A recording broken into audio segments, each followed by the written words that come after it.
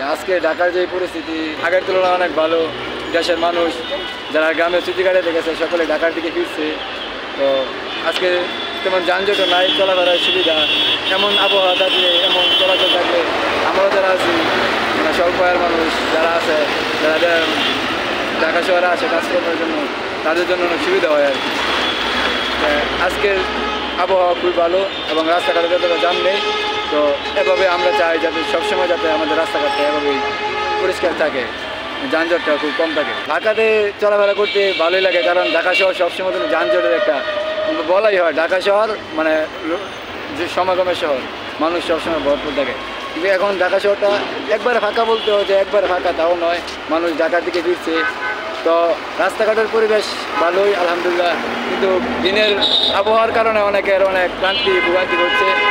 তো যানজটটা না থাকলে আমাদের চলাফেরাটা ভালো হয়। আল্লাহর রহমতে ফাঁকা যানজট খুবই ভালো, তবে জনসমাগম এবং কর্মস্থানের যদি কোনো সুব্যবস্থা থাকে তাহলে প্রত্যেকটা মানুষের জন্যেই আরও উত্তম এবং আরও ভালো মনে করি। যদি কোনো কর্মসংস্থানের ব্যবস্থা থাকে, মানুষরা এসে ঢাকা শহরে কর্মসংস্থানের ব্যবস্থা করবে, কাজের গতিতে থাকবে, চলাফেরার সুযোগ সুবিধা, রাস্তা ফাঁকা থাকবে, স্বাচ্ছন্দ্যে চলতে পারবে, তাহলে আমি মনে করি উত্তম এই জিনিসটা। তা তো অবশ্যই আমরা তো চাই ফাঁকা থাক, জানি যানজট না থাকে, আমরা জানি একটা গন্তব্যস্থানে সঠিক সময়ে পৌঁছতে পারি। আমার অফিস 10টায়, আমি চাবো জানি আমি 10টার ভিতরেই অফিসে পৌঁছাইতে পারি, কিন্তু যানজটের কারণে যখন যানজট থাকে তখন দেখা যায় এক জায়গায় আধা ঘন্টা 1 ঘন্টা দেরি হয়ে যায়, তখন তো এটা অফিস সময় আসলে বসতে চায় না যে তোমরা আগে বাইরেও না কেন। এটা আসলে খুবই যানজটের কারণে খুবই সমস্যার সম্মুখীন হতে হয়। তো বাংলাদেশে যদি এই মেট্রো রেলের মতো ঢাকা শহর থেকে আরও যদি মেট্রো রেলের ব্যবস্থা করা হতো তাহলে সবচাইতে উত্তম আমি মনে করি যে যথাসময়ে আমরা অফিসটা করতে পারতাম। বায়ু দূষণ, শব্দ দূষণ, যদি আমরা যদি ইচ্ছা করি যে সকলেই সচেতন হই যে শব্দ দূষণ, গাড়ির হরেন, এটা আমাদের কিন্তু নিজেরা সচেতন হইলেই করতে পারি।